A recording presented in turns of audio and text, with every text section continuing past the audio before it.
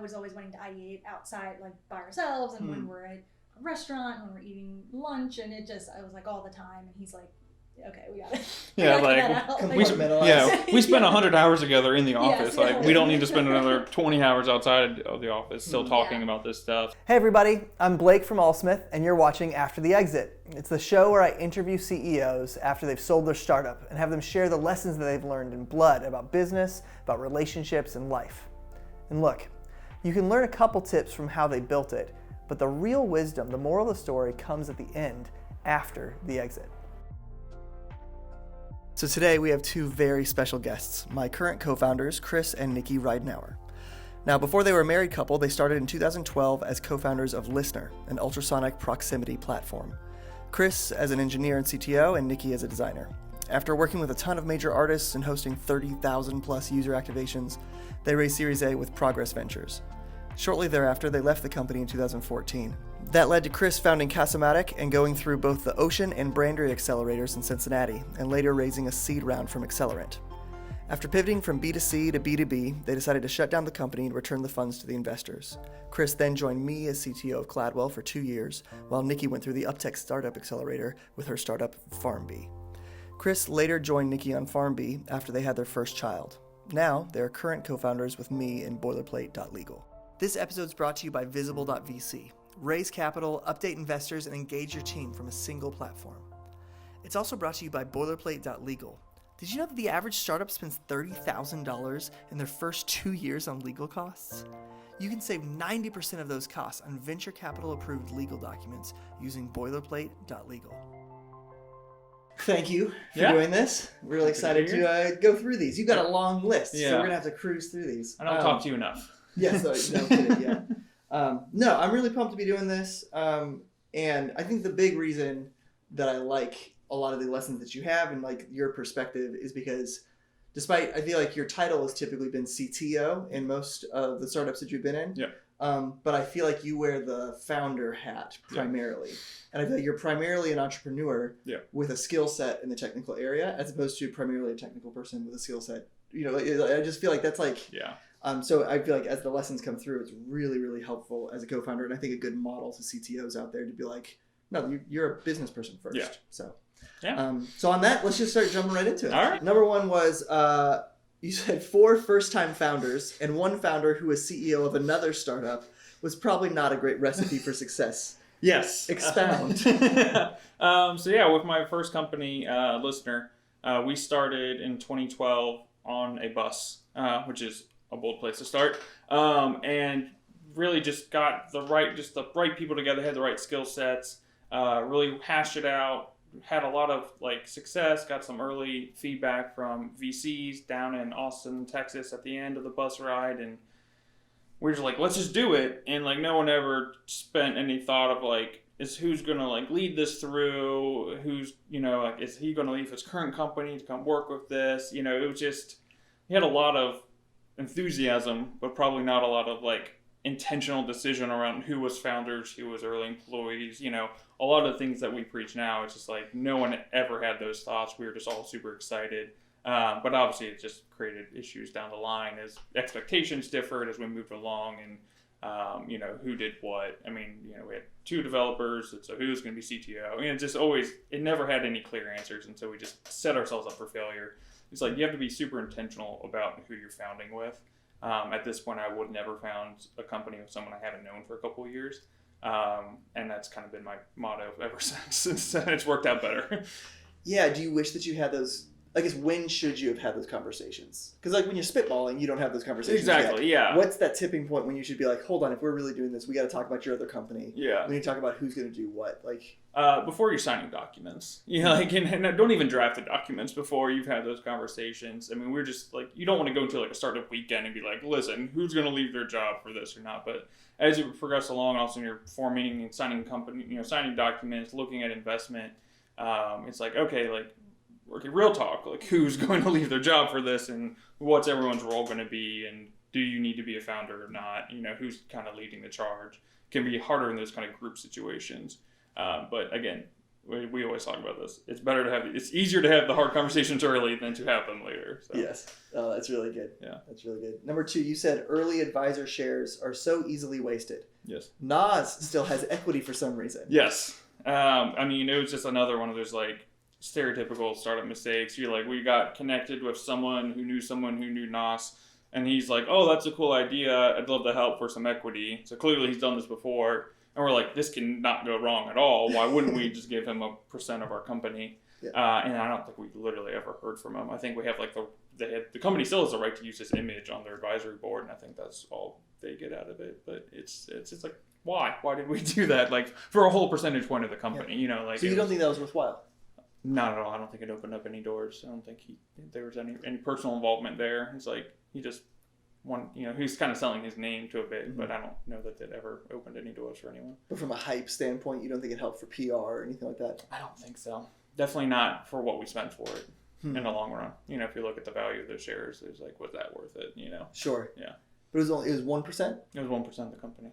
To me, that seems like, I don't know, it still kind of sounds like kind of a deal. I've heard of like, even like models or like charging 5% or something like that to be considered a co-founder or whatever. But yeah, I mean, there was definitely no like, we're going to spend this and we get to use it for the PR. It was, we're going to spend this and he's going to open up doors in the music industry and make connections and things like that. And that did not happen. Yeah.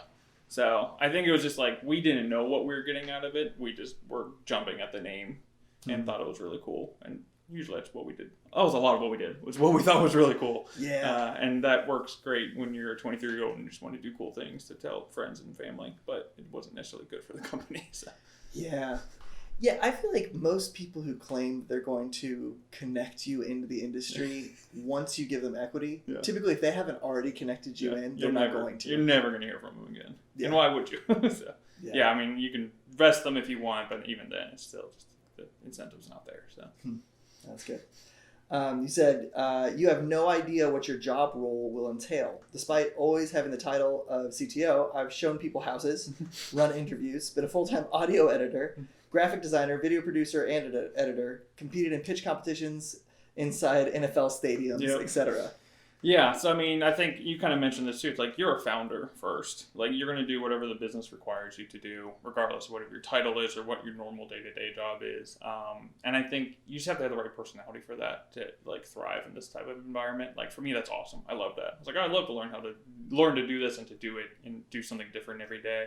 And then other times I love just coding all day too. But I think especially early employees and sometimes with your co-founders, like they don't want to do things outside of there. You bring in a CMO kind of co-founder and they don't want to go show people houses or things like that. And it's like, you have to do whatever's needed for the business to move forward, especially because you don't know what the business is going to need tomorrow either. So you can't like plan ahead for that. So early employee or founder, just have to be ready for whatever and roll with it. And if it starts to cause issues, maybe throw up the red flag at that point. But like, if it's only for a week, you should just do it. That's really good. Yeah. I feel like CTO in particular often is like, hey, I don't solve problems that are not in the technical zone. We even had that problem with early employees, especially like Casamatic. We had a couple that just like, they were more marketing sales in nature, but like if we had them pivot outside of that role, just like, hey, we need someone to do this, they just didn't work out. And it's like, I don't think you belong in this environment, and so that one ended quickly. But yeah, I've heard people say you want to hire generalists and partner with generalists early on and then specialists later on. Yeah, unless you have a very specific need that you know you're going to need for a couple of years. That's good. You said founders have to be in it together. Having done this 4 times now, I guess you're on your 5th, it's obvious when the entire team is taking on challenges together versus seeing each other as skill sets to move things forward. Yeah. So that one's like, I mean, it really came down to the first one where it was 5 almost strangers getting together. And it was just like, oh, you're a good co-founder because you can do this and I can do this and we mesh well. And that's what, I mean, again, it works inside like Startup Weekend or a Startup Bus. But it doesn't really work when you're having to work at 4 a.m. to try and push this deadline for a client or something like that. You have to be an actual team. And I think it's really easy to just get lost in the weeds of like, we checked all the boxes, our Venn diagrams have the perfect match, or whatever the latest, personality quiz is. Like, give me the thumbs up. Like, if you're not actually in it together as a team, you just end up in this space where you just have this resentment of like, well, I'm having to do this because the company needs, especially in tech companies, it's like, oh, the servers are on fire all night. I'm working all night. And having someone just drop by and say, how's it going? Is like, oh, it's just such a heartening thing. I'm like, oh yeah, you're in this too. You may not have the skill set to help at this exact moment, but you're helping where you can. Hey, do you need anything? Can I go bring you pizza? Can I do things like that? It's usually just like, it's just a mindset shift versus like other people are like, well, you were supposed to handle the servers, so like, why didn't that work, kind of thing. So yeah, it's that division of labor. Yeah, you want to have skills in different areas, yeah, but responsibility kind of across the board. Exactly. Yeah, I think that's a good way to put it. You said no one understands your product or customer better than your leadership team after only 15 minutes. Yeah. No matter how great the meeting was, don't pivot your product on a dime. Well, I've worked with a lot of CEOs, no offense, you just get in this mindset as a founder, and I did it too, especially in those early stages, when you're like part of an accelerator and you're just meeting with people, a lot of really smart people, and you go in a room and they tell you what they think you should do, and you're like, that's awesome, we should try that. It's not what that you should take away from that meeting, like no matter how smart that person is or even what their industry experience is, they're not building your company, they haven't gone through what you've gone through to get to where you are. And especially coming from like the product side where that's kind of been my focus, you have, a lot of times you have this kind of CEO bomb that kind of like they went and met with someone and they had an idea and they come back like, hey guys, we're going to try this new thing right now, drop everything we've been working on and that we decided together as a team because this one smart person I talked to had this idea and we're just going to see how it all falls out, and it's just like that never has ever worked out well. In the end, it's just, and it just part of early stage startup is kind of that, but also it's like, you just be intentional. Like, hey, I heard this amazing thing. Let's all sit down and talk about how it could impact what we're doing. Cool. But like, hey, I had this idea. Can we build this? I told him we'd build this feature by next week. Can we go ahead and launch it? It's like, that's less fun. So, yeah. Yeah, I think some of it has to do with the profile of a lot of CEOs. Are like in the Strengths Finder, they talk about like often you're an activator. Like I said, my top 5 is an activator. So it's like walks in the room and claps and says, let's do this. And like typically that's the person who starts the company, right? But the problem is that you need to separate strategy and activator from each other for a second and say, okay, let's just talk about it before we clap and say we're going let's start a meeting, not start a new feature. Yes. Yeah. I've made a habit. I don't know if you've noticed this, but more recently I made a habit of like, if there's anything that would fundamentally shift the business, I write it down and say I'll bring it up in a week. Yeah. And that's why we have like a once a week meeting where we bring up issues. Like I started the list of, changing our company name. Yeah. I started that list 2 weeks ago. Yeah. But I didn't want to bring it up until I actually knew, like, do I really think this is like, because otherwise it does just disorient everybody. Yeah. You just need, at the end of the day, if you're doing something hard, it just takes time to do and you're never going to be able to accomplish anything hard if before the time you complete it, someone is already on a new path, Do you think that the habit of accelerators setting up meetings with founders like again and again and again, like is that actually good? It depends on where the company is, and I think that's what accelerators have really learned in the last probably like really 5 or 6 years is what stage a company is in and whether they're a good fit for an accelerator. It isn't just like strong founding team, good idea, but also like a little bit of traction so they know what direction to go. So the meetings they have with mentors can help refine and optimize versus like taking a company that's just like flailing and just adding more chaos to that with all the mentors. It just doesn't really help. So you can kind of see the later and later stage as they kind of move in for these accelerators. They used to be pre-seed. They're kind of like post-seed or post-revenue now. So. Yeah, there's a certain stage where advice is not that helpful. Yeah. Like when you're just building, like someone's just like, leave me alone until I'm there. Yeah. You said find a mentor with a different skill set than you. Mm-hmm. Having a tech mentor is fine, but you didn't usually have tech problems. You said, I have business, marketing, or general interpersonal problems. Yes. Especially while navigating messy exits, it was invaluable to have a neutral third party. Yeah, and so for me, that mentor was Dave Knox in those early days. So I knew Dave through, I'd reached out because I was leaving P&G, saw he had left P&G, and kind of just said, hey, what should I do with my life? Like, I used to be a mechanical engineer, now I'm a developer, but I've always had interest in business.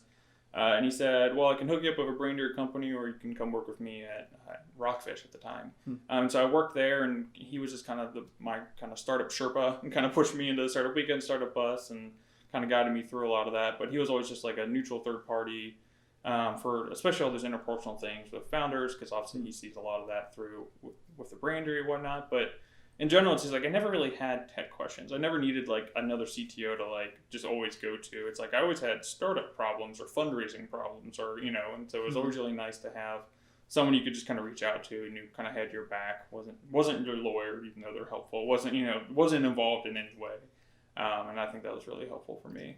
Did you ask him officially to do that, or was it just kind of a relationship, or what was the nature of that? I think it was just a relationship, and helped that we went and worked together in the same office for a long time. And I think he just knew I had an interest, and he always felt that there needed to be more tech founders. And he's just like, I see a CTO, I need you to be in startups. I think that would be helpful, because he always had like Cincinnati in mind. Like he's always trying to build us up, and so I think that was his probably motivation there. But it was helpful for me. So yeah, it's a huge service. Yeah, that's cool. You said if you're a minority founder, the company's lawyer is there to represent what's best for the company, not you. Yeah. I mean, so think about when we had 5 founders.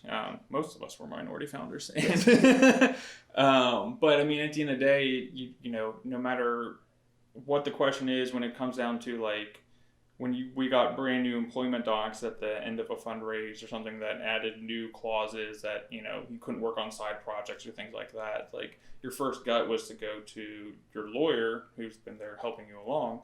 But at that point, he's there to represent the company. And so he's going to tell you what's best for the company, which is fine, but sometimes you just need to like separate yourself from the company at a later stage. Or if you're just always a minority founder, like, you are not represented by the same person who's representing the other founders or the company or now your investors or the board. And so it's just important to keep that in mind that like you don't necessarily need to go get your own lawyer, but understand that they're going to tell you what's going to be best for the company in most cases. So. Yeah, there's a great scene in Silicon Valley with Ron LaFlamme when all of a sudden I think they have that realization that, he represents the company, not them as individuals. Yeah. That's disorienting for a founding team though, when you start... I don't know. Have you found that disorienting even as yourself of like, when am I doing what's in the best interest of the company versus doing what's in the best interest for myself or my family? Oh, almost always. Yeah. I mean, it's like, especially once you start taking in venture money, like you are that company that you started, which was a piece of you and you owned a piece of, is now its own separate entity. And you're doing what's best for the entity because it's usually what's good for you. But you're just always going to have that struggle of, especially as you just give up more and more control. You're steering the ship, but you don't own the ship anymore. And so, it's a tough mental shift, but it's a good challenge I have. So, You said, I like this one a lot. Think about yourself 4 years ago. Would you make the same decisions then as you do today? If not, understand that vesting is not to screw you over. Yeah. Oh man, I was so anti-vesting when I was. Define vesting real quick. Yeah, sure. Vesting is. When you get equity in a company, you get a certain portion of that throughout X number of months or years as you go through, as long as you're still involved in the company. You don't get 50% now. Yeah. It's going to be like, okay, I'm going to just get a little bit each year over time, work my way to 50%. Yeah. And so, this is back in 2012, but it was still your kind of standard. I think it was probably 3 or a 1 year cliff. So you got a third after a year and the rest kind of came monthly after that. And I was just like, no, like, this is ours. Why would I do this? And I just had no idea. And I think that's what most first-time founders do. Like, why would I give up? Why would you say, I'm going to give you a third of my company? Or I'm only going to give you a third after a year and then kind of trickle the rest. But it's just, you don't know where you're going to be. And no one wants to put money in your company if you could just walk away with a huge chunk of it. It's just, for me, I need someone to say that to me. Like, where were you 4 years ago? Where do you think you'll be in 4 years? Do you think you'll be here? Then why would you get to walk away with all this? Like, it's there that everyone's on the same ground. Because you don't want your co-founder leaving on day 2, walking away with 20% of the company. They don't want you leaving on day 2, walking away with 20% of the company. So, I just need a good slap on the head. But yeah. Why do you think you didn't understand that? Or what was it that you objected to? I think, all of my interactions with businesses were just small businesses, my dad runs an engineering company, just, it's not even a C Corp, being not in the coast and not involved in anything. I didn't know what venture capital was at the time. Like, I just didn't know anything about it. And it just my gut check was like, that's weird. Why would I not get it? Like you said, we're starting it. We will split it 5 ways. Why would mine trickle in? So that was, that felt off. Well, it's kind of like buying a house. Like, it's like you don't vest into a house. Yeah. You have a car, you don't vest into a car. Yeah. And so I think when you think of ownership, you think of assets. Yeah. But it's almost like Skyline chili, where like we use the word chili, but it's like a completely different thing than Texas chili. It just happens to be the same word. Same thing with ownership in a startup. Yeah. It's a different thing than it is in owning a house or a car. Yeah. Yeah. Most of us don't own our houses either. Yes. But Does that end up burning you or burning any of the companies that you worked in? It ended up burning the company in terms of I was able to walk away with that. I mean, I sold it all back to them because I didn't want it. I was like, it wasn't good for the company for me to hold on to that either. But it would have been easier for them to exit. It would have been less messy if I didn't have that. Yeah. We did the same thing. We had our first CTO walk away. Yeah. Same situation, and after 6 months. Yeah. And it lasted longer than. And we asked for it back, and didn't pan out. So another reason number 42 to use Boilerplate. Yes. Yes. Cool. All right. Number 9. Understand the legal stuff during the raise, or have a great lawyer who does. Things can change in the 11th hour and have huge impacts on the company, founders, or both. Yeah. So I'm thinking back to our Series A with LISNR. We had so much on the 11th hour stuff that.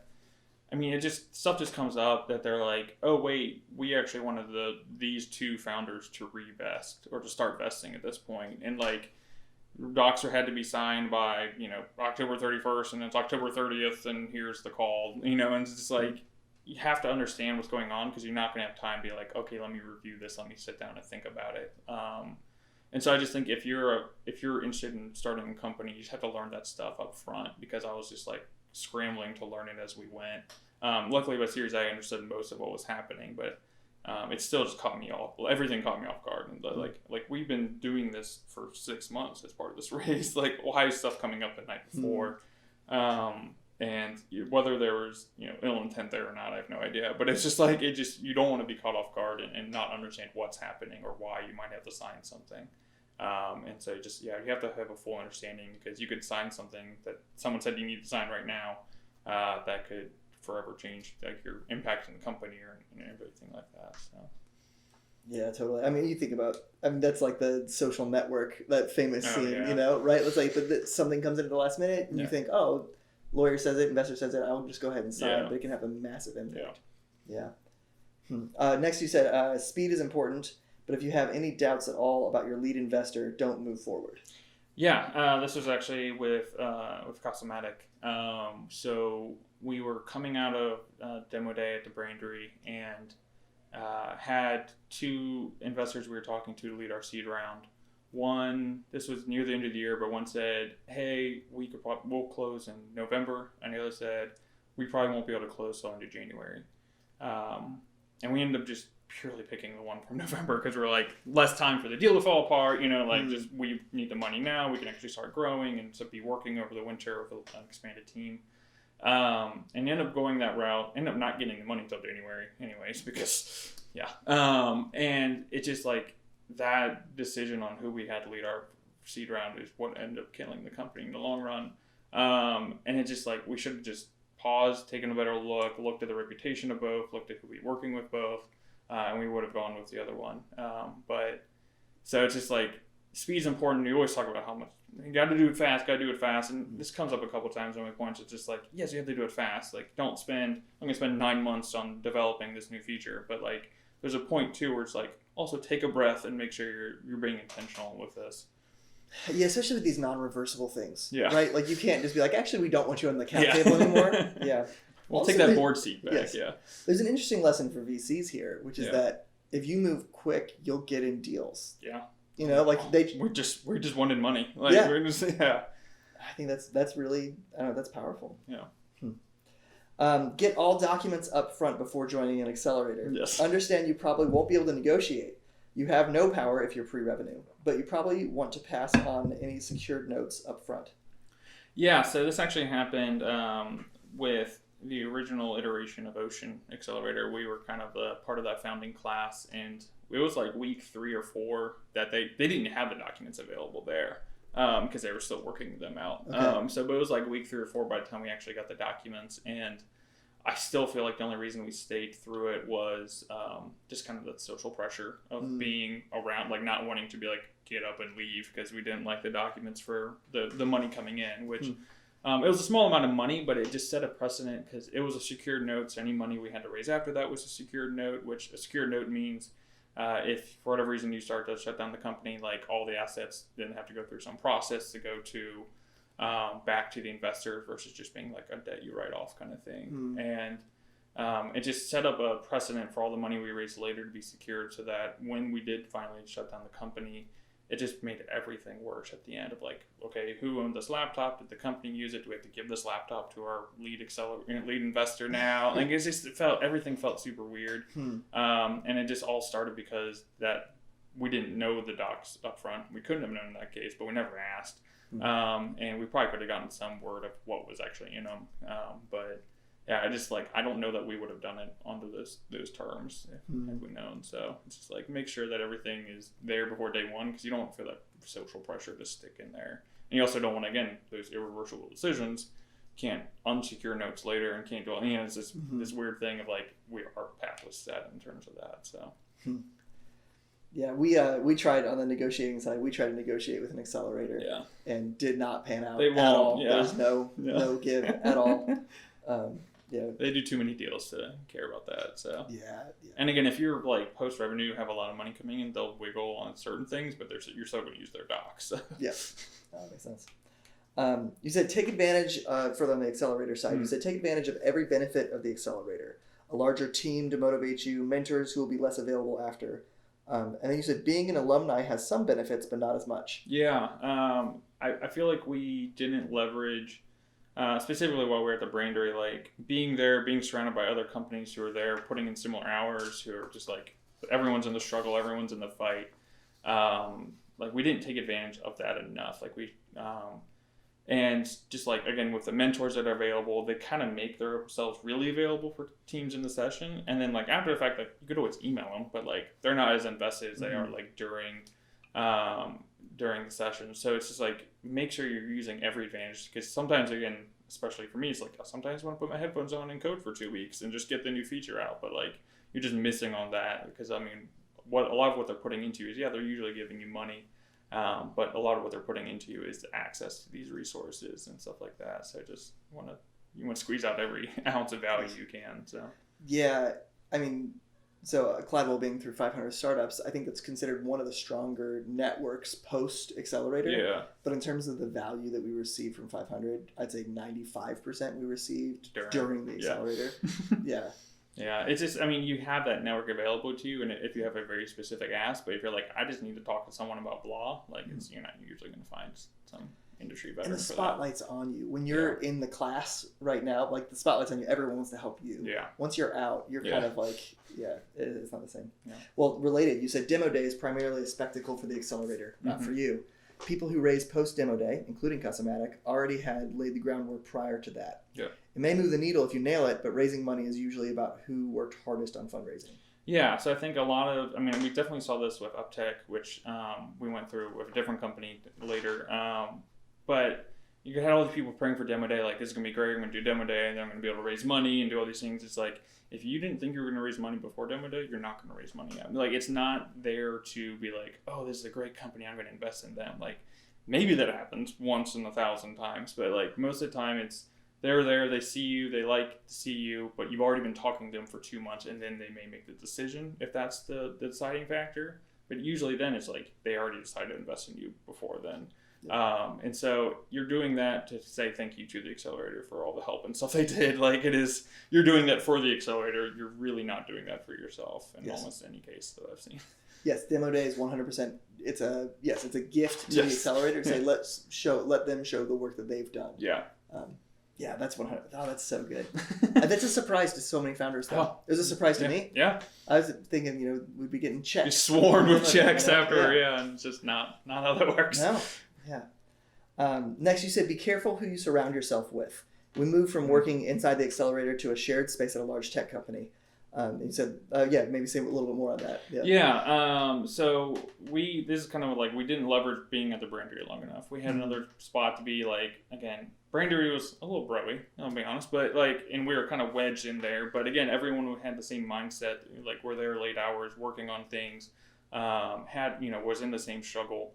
But we had a chance to go work in this amazing office building downtown. There was a huge tech company, and they had this whole space set aside for startups that were kind of data driven to kind of be there and just kind of work in their building. And there's a couple other startups around, but like while we were there, we just kind of adapted the culture of that tech company, which was, run by a Fortune 500 company. And it's just like, not like we weren't really there 9 to 5, but we kind of acted like we were people at a 9 to 5 job. Like it really kind of killed any chance of having your own culture. Or just being in a startup culture. It just kind of felt like you're working at the big tech company, but was working on an interesting project.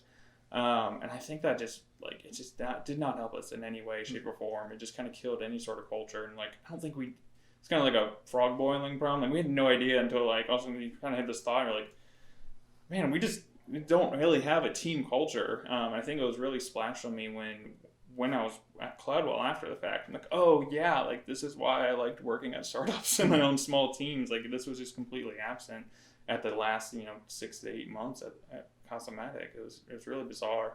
And I wish we wouldn't have done it. In hindsight. The physical space makes a huge difference. Yeah, it really does. Like, I mean, you're there a lot. And you should want to be there a lot. And yeah, it can make or break, I think, whether you're enjoying working on the work you're doing. So. Yeah.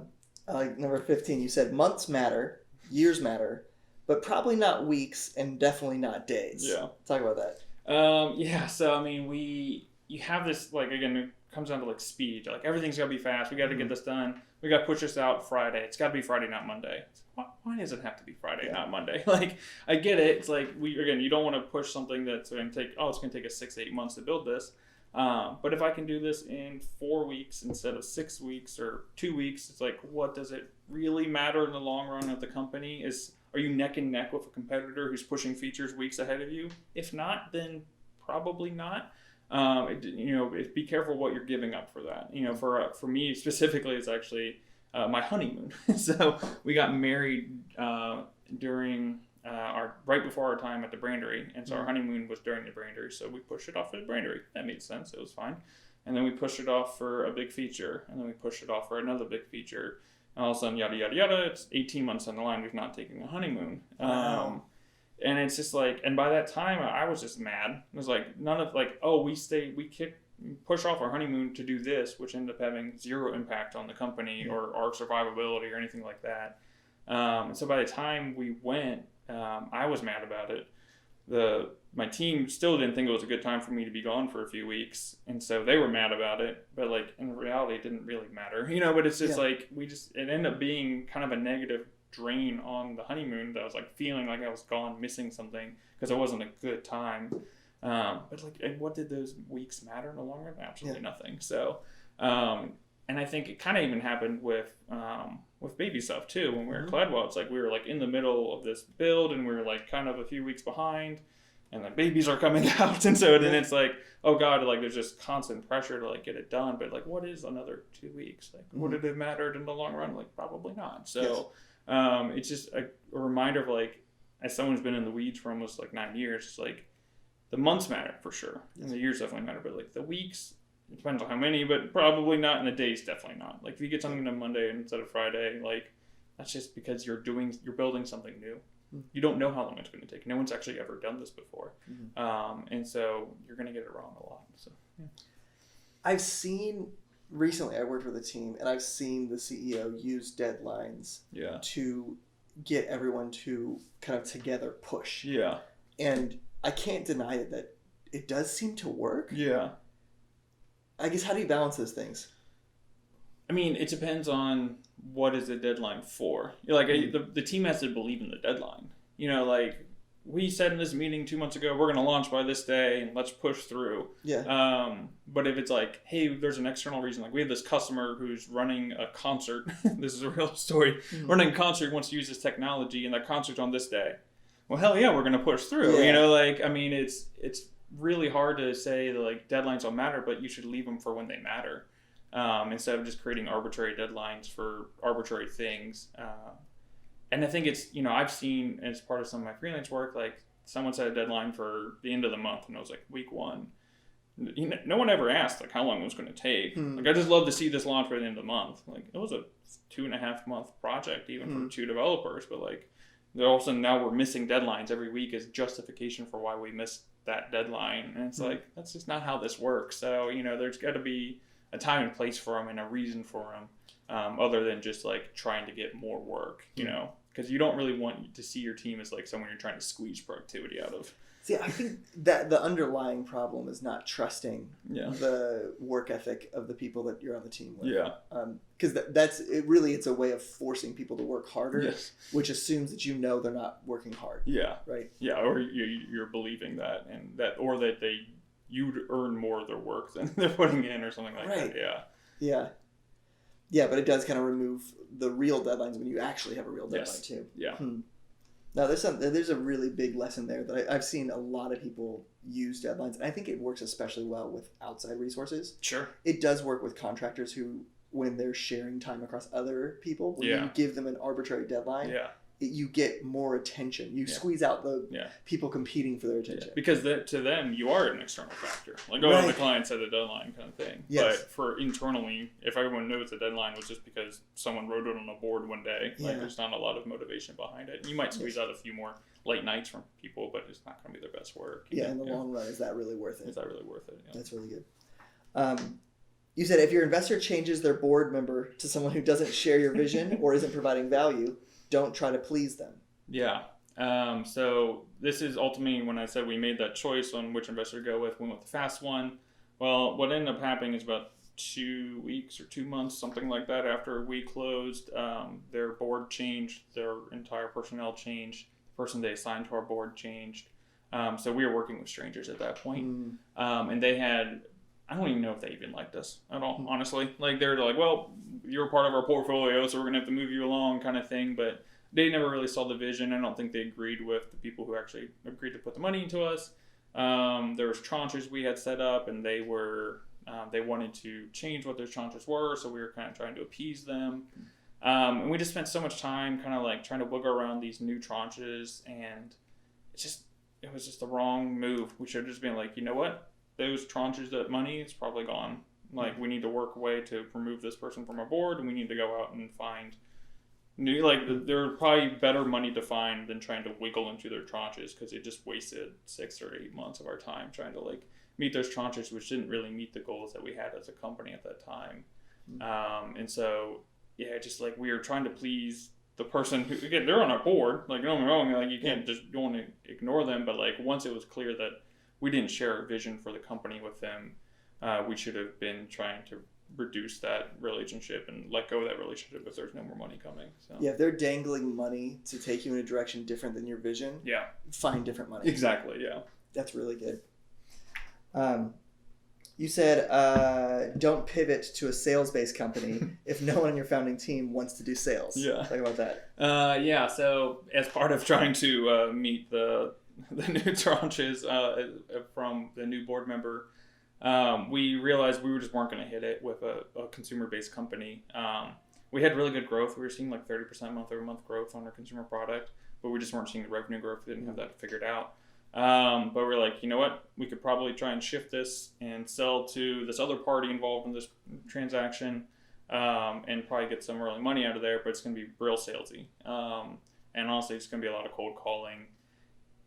And it just, like, I didn't want to do it. Like, that's not my forte. My co-founder had a marketing background. He's like, I guess I'm the better person to do this. But they didn't want to do it either. And it just, like, was a slow drain on their life. It seemed like they just, like, I feel like he grayed in those, like, 6 months of doing cold calls, you know, and it's just, it was never going to work because he didn't have the passion behind that work. We were never going to be able to hire that out to bring on just like a head of sales when we didn't know what we were selling or how we were selling it yet. You don't want to entrust that to a third party. And so it was just like, it was a bad call. You know, we originally were looking at a different business with this company that required building hardware. And we decided, I don't know how to build hardware. You don't know how to sell hardware. Why are we looking at trying to build hardware? So we pivoted, and we should have done that same analysis again. Like, you don't want to sell. Why are we pivoting to this business? Like, we have to build a business that works for us as a team, or go out and find a sales co-founder, like bring on that person, but not just try and like wiggle into this kind of business. Yes. Yeah, you can have the best strategy on earth, but if you don't have the team whose gifts, and maybe not even gifts, like passions line up with that strategy, it's doomed to fail. Yeah. I mean, especially sales. Like, if you're trying to force yourself into sales, there's just something that's just soul-sucking about it. But it's like, if you like it, you love it. But, Yeah, that's really good. Relatedly, you said avoid selling to sole incorporators. Yeah, so we actually made this mistake twice now. Yeah. So, as Casamatic, at one point we're trying to sell to real estate agents. And with Farmbee, we've been looking at selling to farmers, small farmers specifically. And you kind of heard sole incorporators, kind of small, like really small businesses, usually, N of one. They want to be treated like a business. They have the demands of a business. They don't want to pay more than the consumer. And so you're in this weird spot where you're having to do sales, having to do really, onboarding and customer support, but you're maybe getting $10, $20 a month out of them before they just start like balking at the cost. And so it's like, it's just a very specific, like, you can't, especially in the early days, it's just not a good place to start. You can eventually exist for them, and they can kind of be like a funnel, and that could come through. But if that is your target market out of the gate, like, it's just not usually a great place to be. Yeah. Do you think there's a dollar amount in terms of customer value you need to have in order to have a sales funnel instead of a marketing funnel?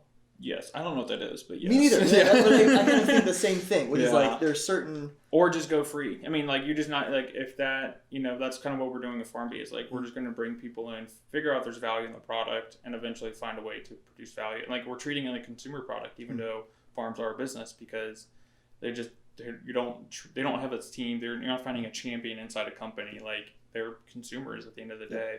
And so you're better off just probably bringing them in, figuring out where they're finding value in the product, and then monetizing it. Self-service. Yeah, that's good. You said understand your target B2B customers' biggest perceived need. Talk about that. Yeah, so we found this with Casamatic. So when talking to real estate agents, our tool would basically say, hey, you get all these leads that you buy from Zillow and Trulia. We can convert them into sales better at a faster pace for you, so you can get more sales per year. But the way that real estate agents are hardwired is, I need more leads.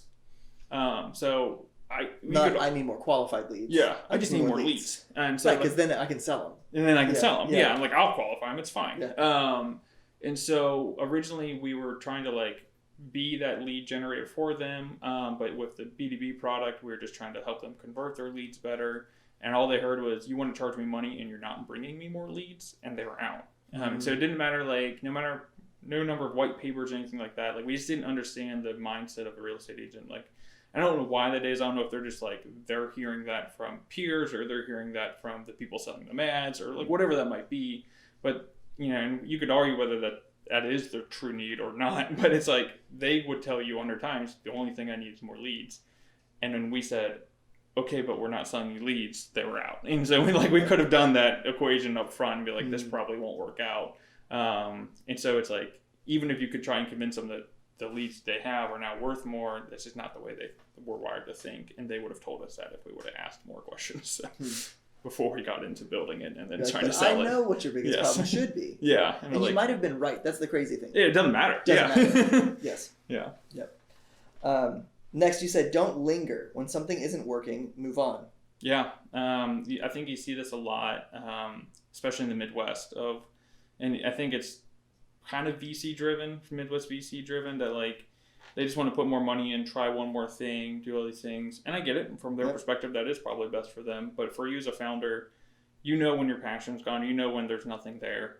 And it's time to let it go. And so if you have money left in the bank, don't just sit around paying people until it runs out. Like, return the money. Like, people will appreciate that, and move on to the next thing. And if it's in the same space, maybe there's a pivot there. But a lot of times you usually know when it's time to like, no, this isn't the space for me. This isn't the team to do what I think I might want to do next. Or I have no idea. I need to go sit in a dark room for 3 months before I can have creative thoughts again. And so it's just like, don't linger. You know, so there's all these stories about, I persisted through for 2 years of darkness and then I came through. But most people just persist through darkness and then they just still go down anyway. So I'm of the belief that it's just, if it's not working, find a way to either move into a space that could work or return the money, let people reallocate and try again. Yeah, what was that decision like for you? Because, I mean, you could have done another pivot. You had enough cash in the bank, right? So that we were kind of getting down close, but we basically did the equation of any pivots we did. If we pivot back to B2C, we didn't have enough time to ramp up to any sort of revenue. We had basically missed our tranche, so our lead investor wasn't interested in definitely following on. So we knew our stakes for kind of raising a next round or finding more money were probably at that point pretty low. And we just, my one founder just burned himself out trying to do cold calls for 6 to 8 months. It just wasn't working. And so, no one was fighting to keep the company alive, not even our lead VC. And so, we basically kind of announced that like, hey, like this is where we're at. We don't see this moving forward. We don't see us moving forward with it at a bare minimum. So it was it led to a lot of hard conversations. I think some feelings were hurt on the VC side, but it just wasn't right for us. We knew we weren't going to show up tomorrow and be excited to work in that space or on that product or with them anymore. So it was time to cut it. Did you feel much shame through that? I actually felt more shame leaving my first company, which is actually still alive to this day. Yeah. And so it's like, like killing that entity, no one really, I don't know, we didn't have a good relationship with our VC, so no one was really, like, I didn't worry about even like feelings. In the community or something like that. Yeah. I didn't perceive, in talking with you about it, which I think I reached out pretty shortly after. I was like, I heard something. But you never seemed to feel, like it seemed like, at least the way you spoke, it seemed like you're just like, hey, we had some theories. We tested those theories. They didn't pan out. And we said, we made an adult decision, said this isn't worth pursuing further. Yeah, no. But it didn't seem like you internalized it. No, and I think I learned after my first company not to make my identity tied to the company, which is really only something you can learn as a second-time founder. It's like, hey, my identity as an entrepreneur and I try things, they work great, and if they don't work great, or if I'm not on the right team, I'm going to bow out. Like, I'm not going to just stick around and suffer just because I started this thing on a bus 2 years ago, or I'm not going to sit around and hate this thing because I happened to start it. Like, it's either working for people or it's not. I don't want to waste more of anyone's money. I don't want to waste more of my time. I've never felt shame about, I felt shame leaving my first company just because of the interpersonal things and just hurt feelings and things like that. But no, in terms of starting the company, I felt worse for having to let go people. I'm terrible at firing people. And so that was a lot harder than actually shuttering the actual entity and everything like that. Yeah. I wish people had more of that perspective. And I try to position it in my head as if you're in R&D at P&G, you don't say this test failed, therefore I'm a failure. Yeah. It's like, no, did I conduct a clean research environment? Yeah. Did I do good tests? Yeah. And you just gotta trust that if you do that, eventually you'll have a discovery. Yeah. And that's kind of what started. We're professional. We're the outsourced R&D department of the economy. We shouldn't expect them to succeed every single time. Yeah. That would be unreasonable. And even, through this conversation, we're talking about a lot of things that I did wrong through that. And, but it's still but I tried my best. And ultimately, I don't think with Casamatic, in hindsight, I don't think no matter what we did as executioners, were we the right product for that market at that time? Probably not. So it's I don't know if we ever had a chance to succeed, but, I definitely think of things that we could have done better as we went along. But, I did give it my best at the time, and, what else could you do? Yeah. Cool. You said don't stop swinging when things are okay. Yeah. In a venture-backed company, things need to be great or they're not working. Yeah. I think that's, it speaks to the mindset difference of a bootstrap company or a venture-backed company. It's one of those things that the decisions we made early have set our course forever in a lot of cases. You hear these strange cases of someone buying back equity from VCs, but most of the time we took on money because they want to see a 10x return of where we are now. And then if we take on later money, they want to see a 10x return of where we are Yes. now. And if you're not on a trajectory to provide that 10x return or get someone else excited about another 10x return, then you're not doing what they hired you to do. And that's okay because... Is this specific to Cladwell? Or I guess where do you see that lesson? It started with Casamatic of like we had 30% month-over-month growth of a consumer product, but 0 growth in revenue. Mm-hmm. And it's like we were like continuing along that path. We felt good about it, but not great. But we stayed on that path too long, and that's, you know, and then we started to have the pivot to like, oh, now we have to fix revenue and all this stuff. It's like we should have been swinging harder, trying bigger things, seeing where we could push rather than trying to optimize that. I mean, good growth, but not overnight, you know, success growth kind of thing, especially at that stage. And Cladwell too, you know, we were always okay. And there are times where, you know, we probably needed to take more big swings to meet the expectations of what had been done before because we had raised that money. It's just like there was only one success. And even if someone else might find it successful, it's not success in the people who actually own the company at that point. Yes. Yeah. Yeah, it's that phrase of you, it's like if you're just competent enough to not get fired, that's the worst situation to be in. You know, actually you talk about it here, you say remove everything in the way of making big swings. Yeah. Even if it hurts feelings or worsens the product. Yeah. Talk about that. Yeah, I mean, you know, I actually think about Cladwell with this too. It's like we were set up in a way that we had a really good product that was doing okay. And to keep it, we wanted to keep the really good, but also change that okay to great. But we wouldn't have the infrastructure set up to just like wildly change things on a dime. You know, like if we could have rebuilt something or redid things in a way that didn't take 3 developers 4 months to do something, we could have done that in 3 developers 1 month. Then we could have made 4 bigger swings. Even if the user experiences work for everyone, even if this, because like we're trying to serve this market that we know is not going to lead us to success. Like our current users, there's not enough of them that we could find with our marketing to bring us to what we actually knew what success was. So we needed to find new customers and maybe let those old customers go or serve them worse so that we could try and find, you know, so it's like we probably needed to set things up that were lower our quality standard so that you can make more big swings until you're just drowning in success, and then you start to bring up the quality level again. Yeah, I think that, I mean, even hearing you describe it, my hands get clammy. Oh yeah, that was such a hard thing. Yeah, I mean, I made the wrong decision every time it comes because I was like, you know, I want to put out a quality product. Right. Yeah, and we had, you know, 25,000 people like every day using this thing, and if we changed something, people freaked out and emailed Jen and like it was just horrible. Yeah.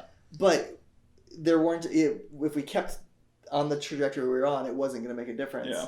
And it was difficult. Yeah. Yeah.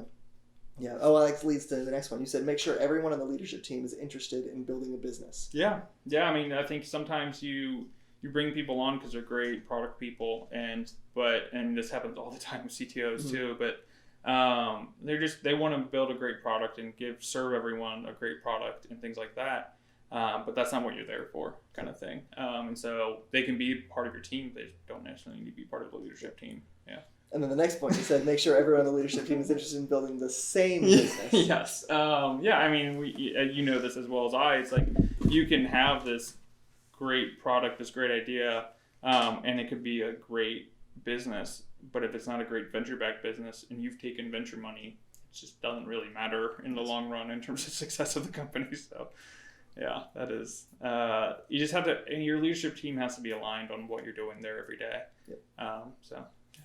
Yeah, and I think especially the temptation for me in that, I think, was definitely there were certain disagreements that maybe I wasn't even fully aware were there, that I think, why bring those up when we have a lot to do right now? Let's just keep pushing it forward. And kind of similar to your earlier point, saying like you need to have those conversations. Are we really on the same page right now? Are we all aligned that this is what we're doing right now? And stop everything until you're in that same spot. Yeah, and I wish I had this hindsight as we're sitting in that room as well. Yep. You know, it was just definitely that probably didn't help. Yeah. I remember a darts game where you and I had this conversation, like where we were playing darts and we were like, okay, I think I see. Yeah. Because I think what we did the math of our current dollar spend to get a customer. Yeah. And how much money the customers gave us. Yeah. And how many of those customers existed on Earth, and the metrics we needed to deliver in order to get a return for investors. Yeah. And we backed in of what we needed to get the return. There weren't enough humans on Earth to provide that return based on the cost to acquire a customer. We were like, oh, it's broken. Yeah. Yeah. It's broke. We have to try something new. Yeah. And that's really hard. That's a hard conversation to have with any team that's been putting their heart and soul into the thing that they... Yes. Yeah. Next, you said avoid creating a culture of us versus them between founders and employees. Yeah. Talk about that. So, I mean, this has been a case in literally every company I've been a part of. I guess except the ones where it was only founders. Yeah. So far, it hasn't happened at Boilerplate. Yes, that's good. But, I mean, you just have this, like, you have a leadership team who, if you kind of think of it as a leadership team, and then the leaders get together and they come out and kind of, like, talk up to their teams of what they're going to do, it just creates this perception of like, oh, they just went in a room and decided the path of this business and came out and told me how my job's going to change. And before I even got through that, they went back in the room and decided how my job's going to change again. Mm-hmm. And I think just like thinking back on, for the 3 companies I've been part of where there was a leadership team and employees, it'd be better to just have like your leadership meetings should be at a level that the board meetings are at. And then the day-to-day stuff should be between the teams. And, it's like, I think that you can have a top-level strategy, a top-level plan, but then everything else, everyone needs to be involved in some way or at least be present. And that's something we actually did, like, we got a lot better at with Cladwell. But I think there was, times where there was this perception from everyone else that we'd go in a room, come out, and they're like, how did we even end up here? No one was brought along. Mm-hmm. But we're like, well, we got to go. Days matter, so we had to, really push through. So I think it's just a management style for these small teams where people are there not just because they want to work for a startup, but because they believe in the business, believe in the product. Mm-hmm. And so they want to be part of those decisions. So, yeah, I remember feeling frustrated by that. It felt more perceived than actual. Oh, it's 100% perceived from, mm-hmm. and like because there's even times where I was not even included in what people considered the leadership team, and so it's like, it wasn't really there's nothing people were missing out on, but it was just it was the perception of that, and so because they weren't involved, they weren't brought along, mm-hmm. And so but it was something we did better at the end. So. Hmm. You said talk to as many other founders as you can find the time for. Yeah. Talk about that. Yeah, I mean, being a founder is really lonely. There's times where I'd be part of a company that had, I think we were at 15 or 16 people at LISNR, and you could be in the office with 2 other people at 2 a.m, but like you just feel so alone because like they're in the weeds with you themselves, but no, they're not happy. And then you go and you talk to your kind of personal support group, friends and family. None of them are working late hours, or if they are, it's like it's a different type. Mm-hmm. And so, you want to interface with as many people who are in the same mental state as you as possible. Ideally, even at the same stage of company as you. Because of the frustrations around trying to raise and just like trying to find product market fit, and you're just putting in hours and it's not moving the needle. It can be rough, and 9 out of 10 companies fail. And that's just. The odds going in, but you don't think about it as you're like putting in these 4 a.m. mornings where you're just trying to like not be that 9 out of 10, but chances are it can be the 9 out of 10. So you want to make sure that you're in a good place and in a good mental state as much as possible. And I think surrounding yourself with like-minded people, even just to shoot the shit with, it doesn't have to be anything super serious. Like just be around them, be around other people who are pushing through, and it can be really helpful. So that's really good. Next, you said gut check with yourself every few months to make sure you like the actual work. Yeah, I think this actually happened with a couple of my co-founders. They one being with sales at Casamatic, mm-hmm. But if you're not liking the day-to-day work, like. You have to be, this is, again, 9 out of 10 aren't going to succeed, so you have to like the journey. And if you're not liking the journey, like, change something about it. You don't necessarily have to leave or whatever, but like bring it up with your co-founders, do what you need to do, because it's, you have a lot of work ahead of you. It's, the journey, if you start to find success, it's 5 to 7 years before you actually find that success in any meaningful way. And it could be 4 to 7 years of not finding success too. So like, if you're not enjoying the day to day, like bow out now. It's not going to like suddenly get better when you're just swimming in money or anything like that. So yeah.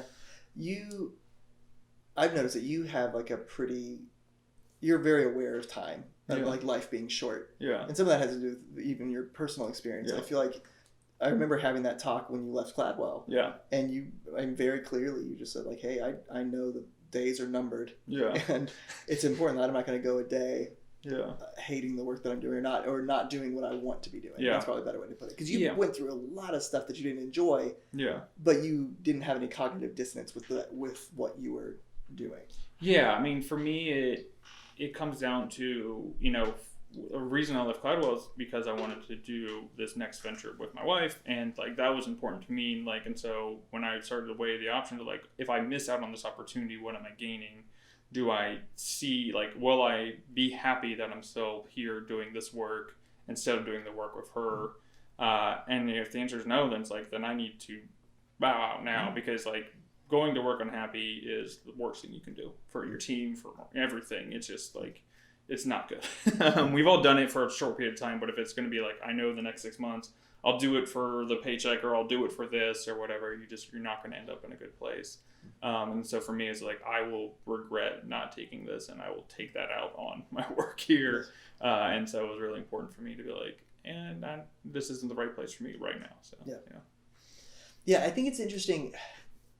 I feel like people use phrases like going to work unhappy. Yeah. And I think the truth is that it's almost like it's not happiness, because I feel like all work, it's called work. It's work, yeah. Right? And so like there's always parts where you're pulling your hair out. Yeah. But I feel like it's almost like at the conceptual level. Am I happy with the type of work I'm doing? Yeah. And if that's not true at the meta level, then there's no chance that any of this is going to be happy. Yeah. If that is true at the meta level, then it'll probably look like some days are good, some days are bad, but at least you can go up to that level, Yeah. When it's, what do you feel at the end of the day? It's like, like it was a rough day or whatnot, but if like, oh, it's been a rough week. Oh, it's been a rough month. Oh, it's like, it's like, okay. It's like I'm not okay up there. Yeah, I'm not okay, Yeah, that's good. I love this one. You said, pro tip, you will see your co-founders more than your spouse.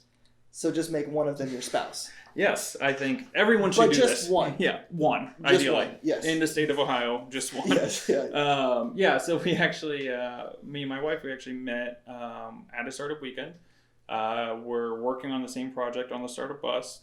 We're co-founders of LISNR together, and got married actually after we both left.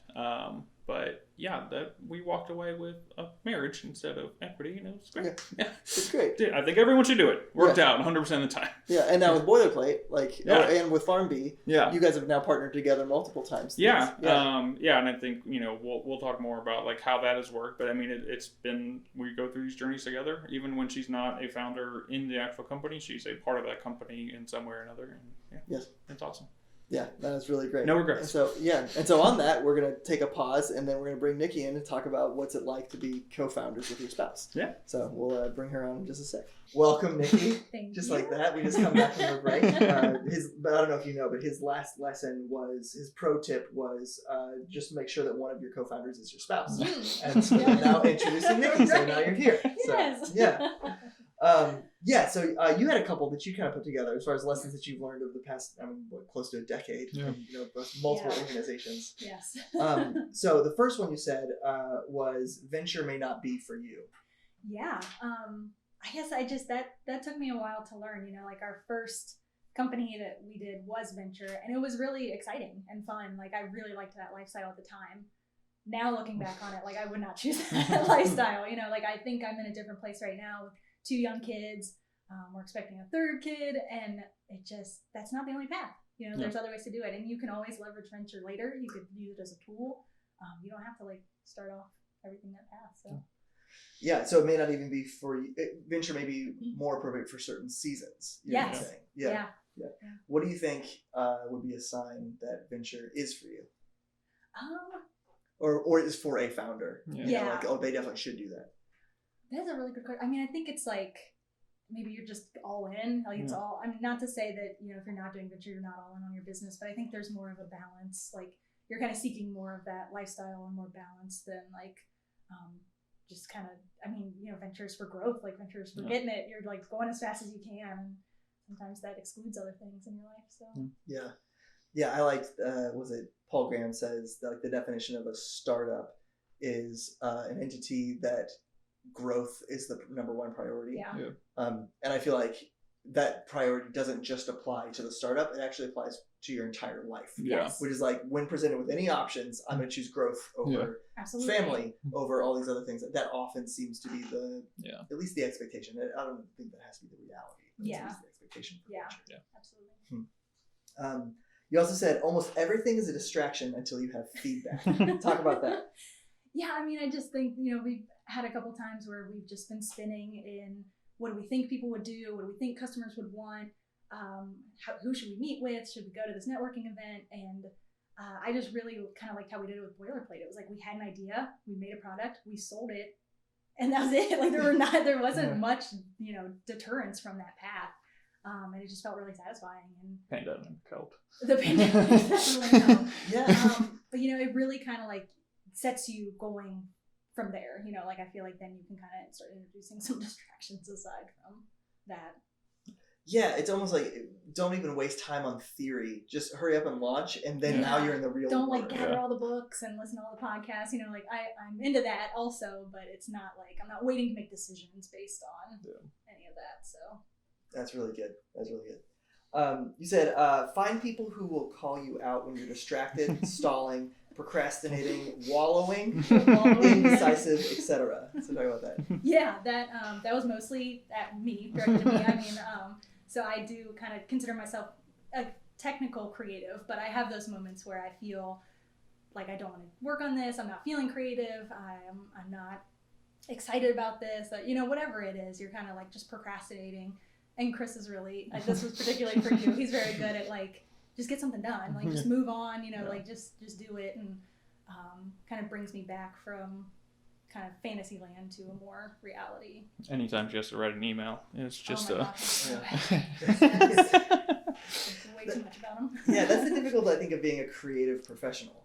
Whereas the creative part of you is like, well, I need to feel it in order to do it. Yeah. But then the professional part of you is like, but it needs to be done now. Yeah. Yes, exactly. And I think Seth Godin talks about that a lot, where it's like, just show up and just do the work. And I really like that, but it's hard. I mean, it's just, sometimes it's really hard to do that. So it's helpful to have other people kind of like poking you, like, you're kind of procrastinating right now. Like, just, we need it done. Like, Yeah, and that's a good insight that people are often a good solution to that. Yeah. Just get someone else in there, because otherwise if you're in your own head, you might just stay. Very hard to get yourself out of your own head. Yeah, that's good. Relatedly, you said when you're stuck, try to move the needle. Just take action. You said excellence is the next 5 minutes or nothing at all. Yeah. What does that mean?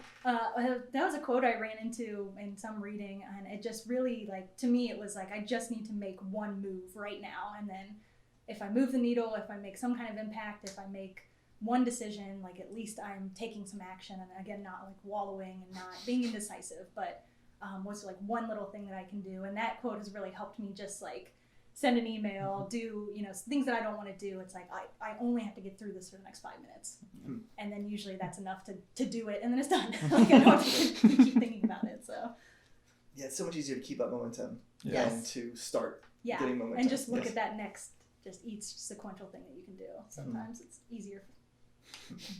You said, I enjoy documenting milestones and decisions made, saving product screenshots, customer feedback, and looking back on that stuff periodically. Yeah. Talk about that. Yeah, and that's like kind of in the process of your workflow. I'm not like creating a flowery scrapbook or anything of that stuff, but just like, it's really fun to be able to look back, especially for me because I'm making products, like to look back at my wireframes, to look back at some of the decisions I made about user feedback and stuff, and like, were those the right decisions? It's a great evaluation tool to kind of gauge yourself on, am I making the right calls, and am I kind of understanding the feedback that I'm receiving? But I think it's also just neat. It's like when you find an old box of photos from high school and you're like, it was a really good time, like that was really fun. So sometimes it's just fun and kind of trip down memory lane. But I read that book. Was it The Messy Middle? Who wrote that one? Yeah.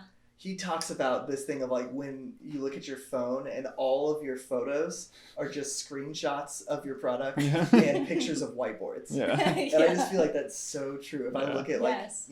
I often on Google Photos it says, this time last year. Yeah. And I was like, I was working on that product. That's pretty much all I was That's doing. what I try and have like a day one journal. That's a really kind of useful way to do it because then it will pop back up and you kind of see like, oh yeah, that's when we went down that other path. Yes. That didn't work out. Right. Yeah. Sometimes I feel stressed when I look, especially at whiteboards, because I can see what I missed. Yeah. And I was like, oh no, I didn't know that this was coming. Yes.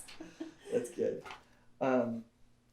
Okay. So I think some of these might have specifically to do with the dynamic of working as a couple together too. So I can think weigh in 50% each. Yeah. So let's do. You said set expectations and don't feel pressured to work on the same project if the passion isn't there. Yeah. So you said it multiple times. You one of you would work full time, so the other could start a new company, and vice versa. So expectations at home were also adjusted accordingly. So talk about that a little bit. Yeah, I mean, so it actually started, so we both left our first company listening together. We're like, hey, we're like, an entrepreneur couple, like, let's figure this out. And so, and then, we were talking and I was, really talking with my co-founder, Alex, about what would then become Casamatic. And I was trying to loop Nikki in. Eventually she just kind of sat me down like, I don't care about real estate. I don't want to be, I don't want to do another startup right now. Like, I don't want to raise more money right now. Like, I don't want to be a part of that. I'll design. I'll work for you, but work for free, then I'm going to let you free, and she was able to pick up freelance work and basically kind of pay the bills around the house. A lot easier with no kids, but, so that I can go off and not get paid in 2015. And that was, just incredibly helpful. And there was an expectation of like, yes, most evenings I'm going to work, and most weekends might be in the office, and she's there for all the big meetings around product or whatnot, but just wasn't necessarily involved at that founder level. And then vice versa when I was at Cladwell and she wanted to do what would become Farmbee. I was just like, I'm not really there on the farming thing yet. I got there, but like I'm not there yet. And so I was like, Godspeed. Like I'll stay with my computer. She's like with your farms. But that was like, we just kind of shifted roles there that she could figure that out and go through G beta and things like that. So it was important, I think, just like we just kind of had our shot, and when things work well and we have, similar shared interests, great. When we didn't, we still found a way to support each other and still be two entrepreneurs who are helping. It's just one's kind of more focused on the household, the other's focused on their business. So. Did you ever feel apprehension in expressing like, hey, I'm just not really into this idea, or? Probably a little bit more because I do get excited by like building business. That's like what I love to do, especially making the products and ideating and the strategy kind of phase of that. So it was more like missing out on just a thing I enjoy or like doing. And obviously I love working with Chris, because that's all we do now. So, but, as far as like, I think you were pretty clear like how I felt about the actual, like day to day and idea and stuff. So no. It could have been though, because like it could have been a 7-year thing. Yes. You're setting someone else on like go do this thing. It's it's not like go try it for 6 months. It's like no, like go do this thing. It's very different. So. Yeah, it worked out well for us, but I could definitely see in other situations where it could be different. Yeah. You said when working together, don't bring work home, even if you work from home. So you said create barriers and stick to them for the most part. So talk about that. You want to take this? No, the only thing, like, this is absolutely Chris's influence, because, like, when we were at our first startup, I would just rant, and I would be, like, not anything bad, but it just, like, I was always wanting to ideate outside, like, by ourselves, and when we're at a restaurant, when we're eating lunch, and I was, like, all the time, and he's like, okay, we got it. We spent 100 hours together in the office. We don't need to spend another 20 hours outside of the office still talking about this stuff. So for me, and even at home, it's like we work, like we schedule meetings if we're going to talk outside of the office. Basically, if we're going to we can sit down in the living room. That's fine. I'm not like you have to be in the office to talk, but it's like no, it's going to be intentional. It's not going to be like we're just going to randomly go start ideating and working on this thing together outside of like when we typically work. I think it's just helpful to like for brain chemistry just to like do something else or find your relaxation, find your habits. And we just find it like, especially when like working on, when it's not just the two of us, like you don't want to go away, like have a talk with someone, go away for an evening and come back with a whole separate mindset and set of ideas that you two are aligned on. And then all of a sudden that person is in the minority. It just kind of creates the wrong kind of culture in that team and wrong team dynamic there. They, like you kind of have that advantage of like, you're going to go home and secretly plot kind of thing. It's what it feels like to the other people in the team. Yeah. Yeah, no, that's really... So I guess where have you had to discipline yourself the most, do you think, on that? Oh, definitely in the early days of when just like, when you're... Was that LISNR particular?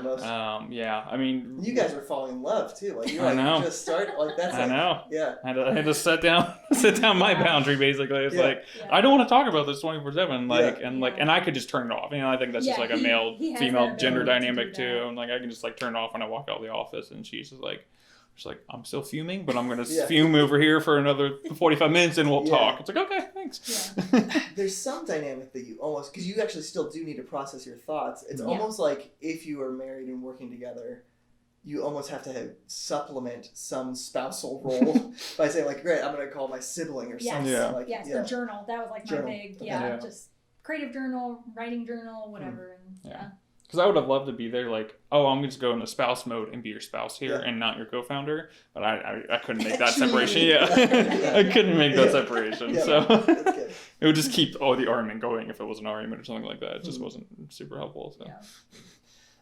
I like this next one. Create the distinction between each other to teammates. Yeah, we're still working on that. I think it's really hard that, and I think even just like with us working together, we have a conversation, and I think you might have the expectation that Nikki knows about that conversation or the knowledge that we talked about, or vice versa. And like, we don't. Like, we're like, we sit next to each other in the office and we're both working, but we have headphones on, we're getting our stuff done. Like, and again, I don't want to create that like we're this shared entity, because I think that's bad in general, but yeah, there's just times where like I'll say something and she's like, I don't know what you're talking about. Hey, Blake talked about, oh yeah.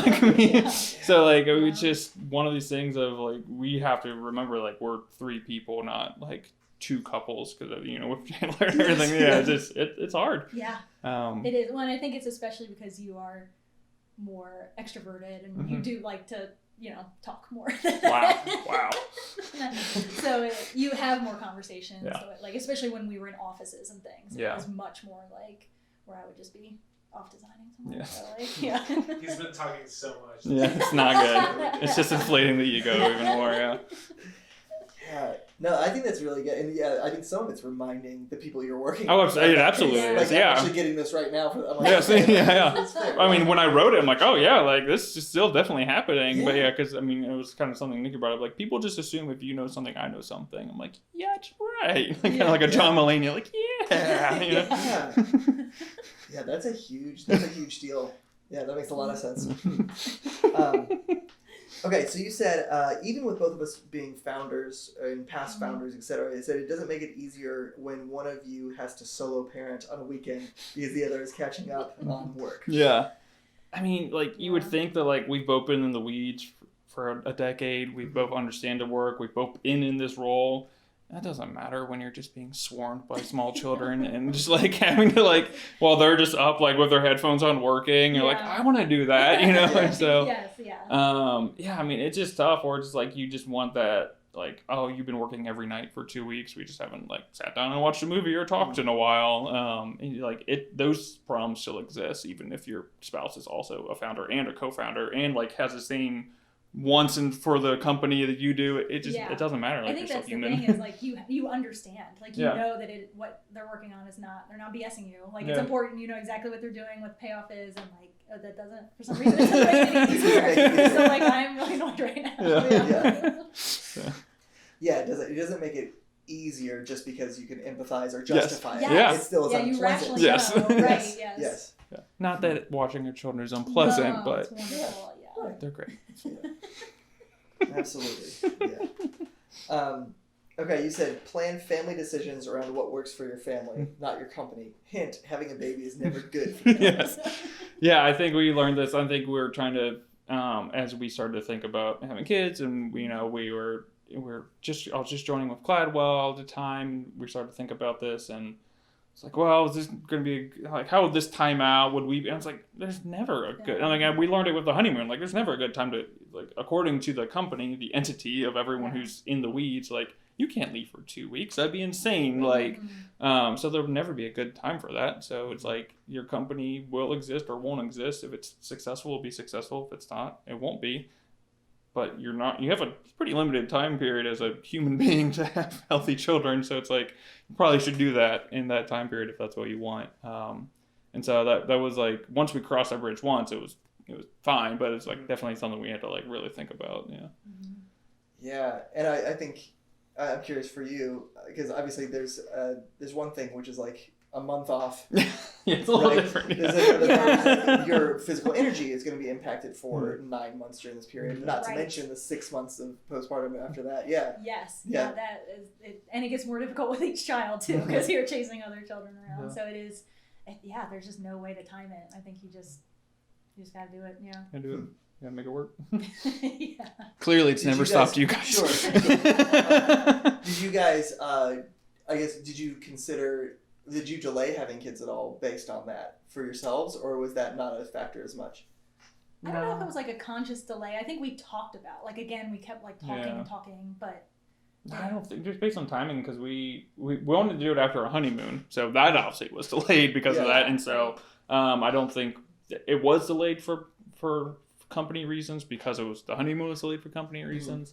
But I think at the end it was like, I think at that point we realized like there's never a good time for anyone, but I think it's something that comes up with a lot of people, like, oh, I can't start a company right now, we want to have small kids, or I have small kids, and it's like the company will work if you put the work into it. Like, you find a way to make the company work regardless of that. But I think that's especially a difficult choice with the first. Like, you just have no idea what to expect, and like you do get first company or first baby. First baby, yeah.